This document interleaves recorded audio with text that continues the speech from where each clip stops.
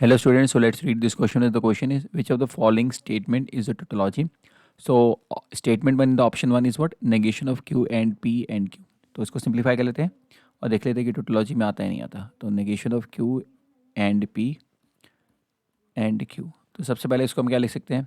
Bracket interchange के तो by associative होता है and negation of Q and P and Q.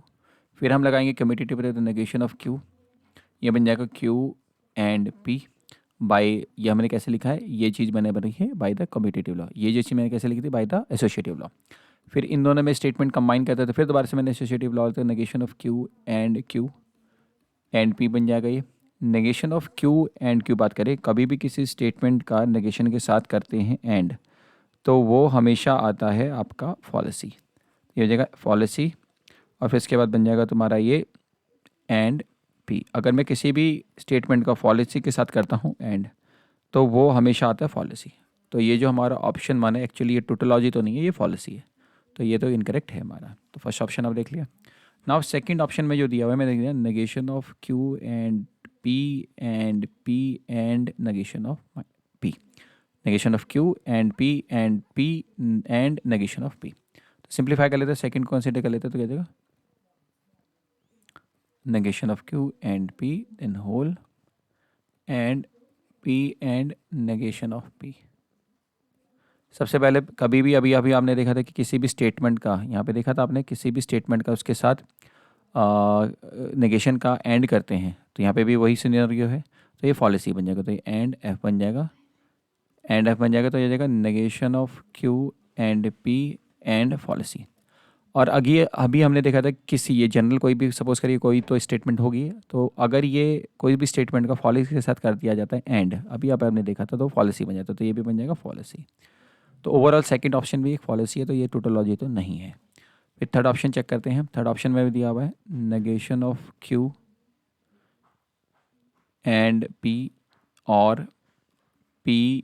और नेगेशन ऑफ P. तो सिंप्लीफाई करते हैं तो negation of Q and P और, अच्छा, किसी भी स्टेटमेंट का उसी का और करते हैं उसके नेगेशन के साथ, तो हमेशा बनता है टोटोलॉजी. तो ये बन जाएगा टोटोलॉजी T. और ये भी कोई स्टेटमेंट होगी negation of Q and P. अगर किसी भी स्टेटमेंट का टोटोलॉजी के साथ करते हैं और, तो हमेशा वो बनता है वो टोटोलॉजी. तो ये बन जाएगा टोटोलॉजी. तो यस, ये थर्ड ऑप्शन जो है हमारा ये टोटोलॉजी है.